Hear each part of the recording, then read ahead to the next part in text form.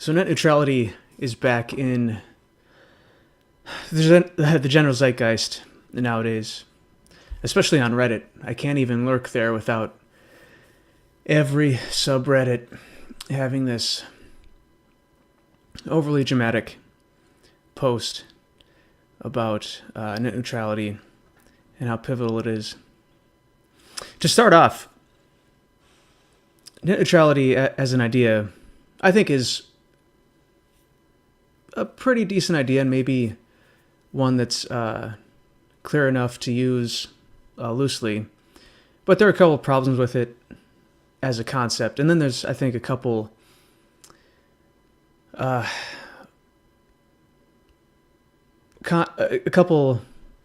things that people have wrong when they're thinking about it and what it'll actually do. So net neutrality is the idea that companies should not create like fast lanes for internet traffic. And so this is different between, let's say, a consumer buying internet with, like 6 megabits down and, a couple up, and somebody who buys, like a symmetrical pipe that's like 12 down and 12 up. But more along the lines of data traveling from, let's say, websites like Facebook, Netflix, wherever. The big guys, the little guys, and everybody in between, all their data being treated equally, or at least not boosted or slowed down. And so this is the first problem with the idea of net neutrality, and it all comes down to QoS, or quality of service. This is a common tool that network administrators can use to prioritize traffic. And so why would you want to prioritize traffic? Well, voice communications and even teleconferencing are applications that need low latency and a decent amount of bandwidth to work properly, or else they'll crash or they won't even be worth using.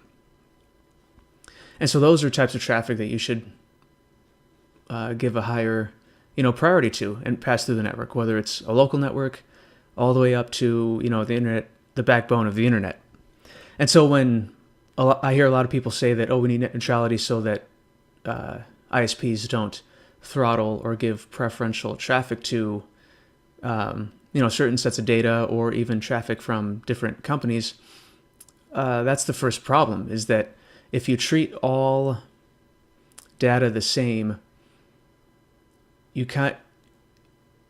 Wrapped up in that is assuming that you can't treat general internet traffic different from voice comms, or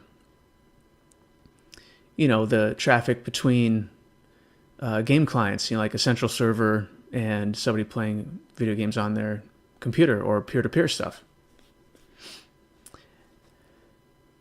So there's different qualities of data and traffic, or categories, that should be treated differently. And it's right and proper to, and some need to be shipped off quick and fast with low latency, and some can meander a little bit. Like if you're just checking your email, it's not the equivalent of watching Netflix. The other thing that they're really concerned about is ISPs not just throttling or giving priority to certain traffic, whether it's data types or from different companies, but also charging for it. And this includes charging individuals. Let's say, so I'll give an example. So let's say, as of right now, you pay your ISP X amount of money for X amount of bandwidth. They're worried that without net neutrality, an ISP can come and charge you extra for surfing Facebook or Twitter or X website, and then maybe even not charging you to access the ISP's versions of a lot of these sites, whether it's video streaming or whatnot. And so this is I think it's pretty silly, especially considering the net neutrality rules that the FCC is going to strike down in the next month, probably mid-December. Sorry, I didn't mention that. The FCC passed net neutrality rules about a year and a half ago, maybe 2 years ago under Obama, and now the FCC chairman nowadays is looking to cut it out. So net neutrality rules are relatively new. The internet is what? 30 years old, maybe a bit more. A bit less than that if we're just talking about like popular usage of the internet. But this kind of stuff has never popped up. And I think it's quite drastic to get super worried that this rule that hasn't been around for 2 years, probably no more than 2 years, is somehow going to give these ISPs carte blanche to start nickel and diming us to death over bandwidth.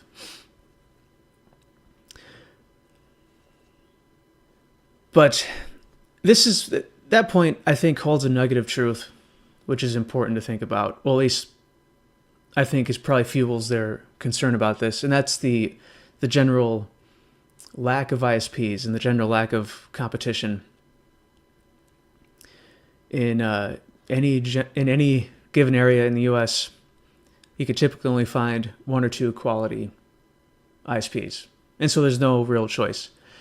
And so it's a legitimate criticism when people are pro net neutrality, or I guess state enforced net neutrality. They'll point to a lack of competition in the market, and they are 100% correct and right and honorable for pointing that out.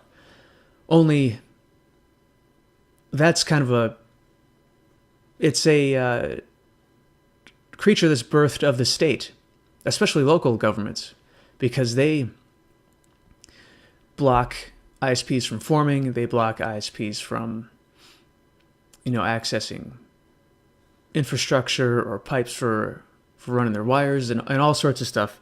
And they even collude with the bigger ISPs to squash out the smaller ones.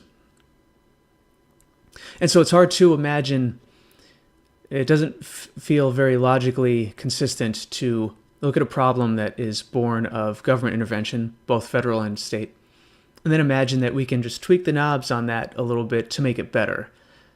Like, okay, the government's just going to mandate that ISPs have to be good and, play nice and not do dickish things. Only, I don't think you look anywhere else that government regulates and see anything remotely like that, whether it's healthcare or the financial industry. A lot of those industries are highly corrupt, highly not, innovative. They're very stuck in their ways. And that's just what state-enforced net neutrality would be. It's just an enshrining of the state of being right now, except maybe ISPs will act a little bit nicer. Or in the future, the threat of them, taking really sadistic moves just lowers that a little bit, which I don't think is worth it and is just doubling down on what hasn't been working for us. And plus the legislation that the FCC based their authority to regulate the internet like a utility is from far before the internet was even in existence. So if nothing else, this should be done through Congress.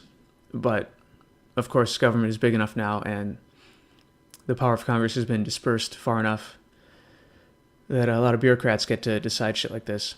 And I think there's another point that pro-net neutrality individuals make is they don't like how so that the FCC chairman can just kind of reverse rules as they want. Like, they're not very permanent. there's a lot of negatives about bad rules, but there's also a lot of negatives about rules that change all the time. And so this is kind of one of those things. If bureaucrats and departments outside of the legislator have these powers, these things will just flip administration to administration. And there's plenty of things that already do that nowadays.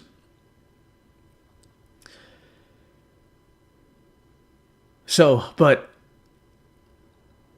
we gotta release the power of the internet, or the power the government has over the internet.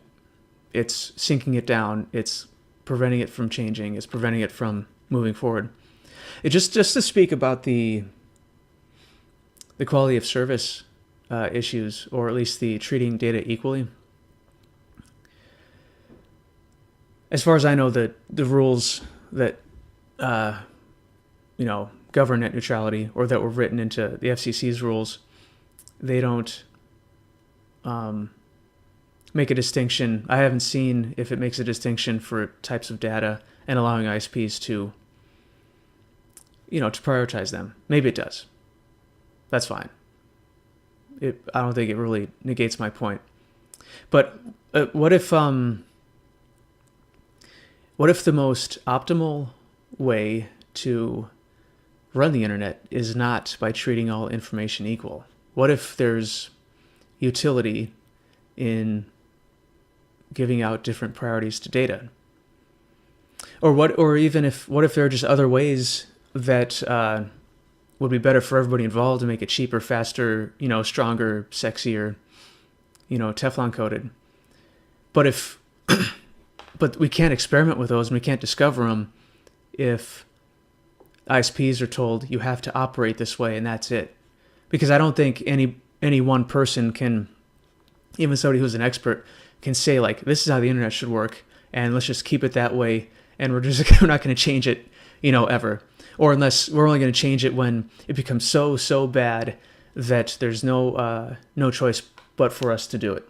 And imagine all the innovation and pain that we lose, and all the pain that we'll go through just to get something that we should have already been able to achieve relatively, gradually over time. I'm not too concerned about I am concerned, but I think there are reasons for optimism when it comes to long-term competition in the ISP world. There are a number of organizations that are working on delivering internet in different ways than just, running wire under the ground. And that's kind of one of the admittedly huge limiting factors in ISPs coming up, because, obviously ground is limited. It's owned by various organizations and people and private companies and stuff. And so it's hard to, get everybody in line so that these complicated networks can be, rolled out. Even Google Fiber is dead because the regulatory situation in all states, even down to like counties and stuff, is so hostile to new ISPs. Even monster companies like Google can't grease the wheels enough. They can't get their services out, which would have helped. I don't think anybody could argue that Google Fiber was a bad thing. Or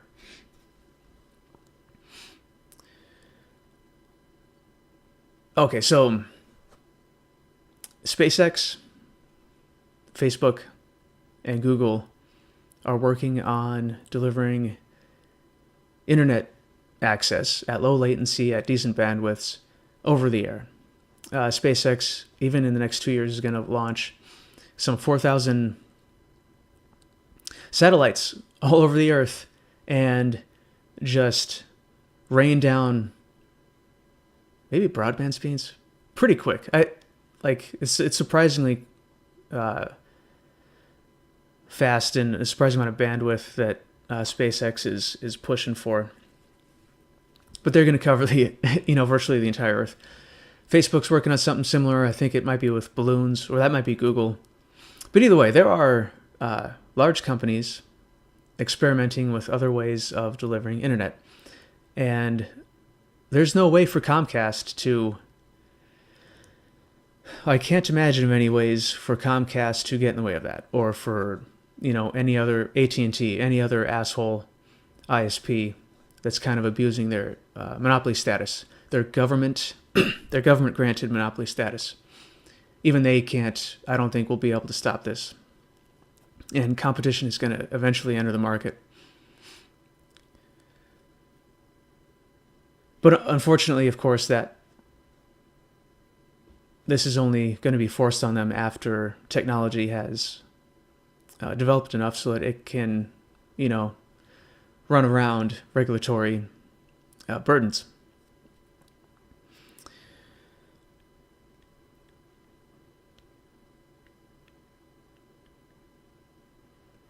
What else? One final note, maybe not really technically related to net neutrality, but I think as far as just a big picture kind of narrative kind of point. So a couple years ago, I think everybody should remember when the legislator was trying to push through, was it SOPA and PIPA? I believe those are acronyms, and I don't remember what they stood for. But they were basically attempts at regulating content on the internet, especially across borders.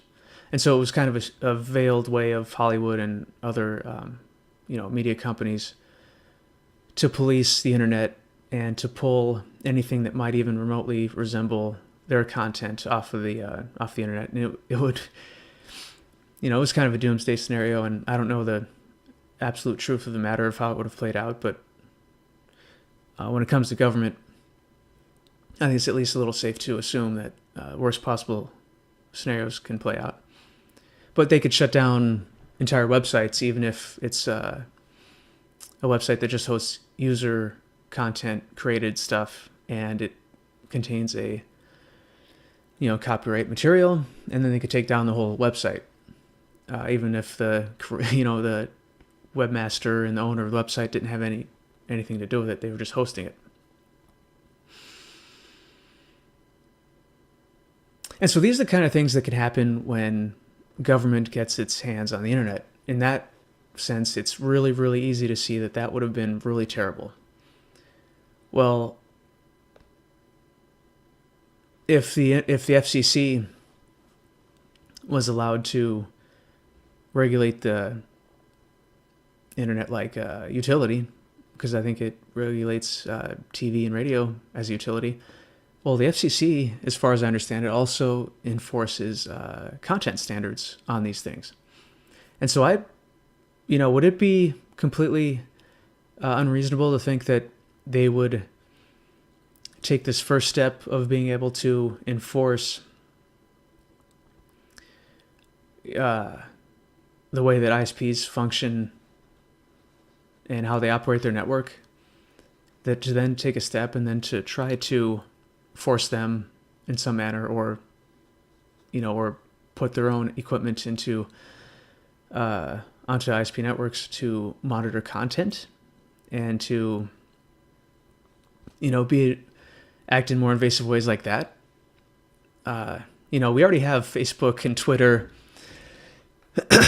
and all these other, and Google and YouTube, trying to police content and snuff out people they don't like. We don't need the government in there too. Holy shit. So I don't think there's any reason to trust the government getting into the business of regulating the internet. It may not make you feel warm and fuzzy per se, but the government is the biggest monopoly there is. And if we let them into, the internet, well, then they will just have their way with it. Anyways, I think that's all the thoughts I had about that. I hope somebody found that interesting and useful. I'll talk to you later. Bye.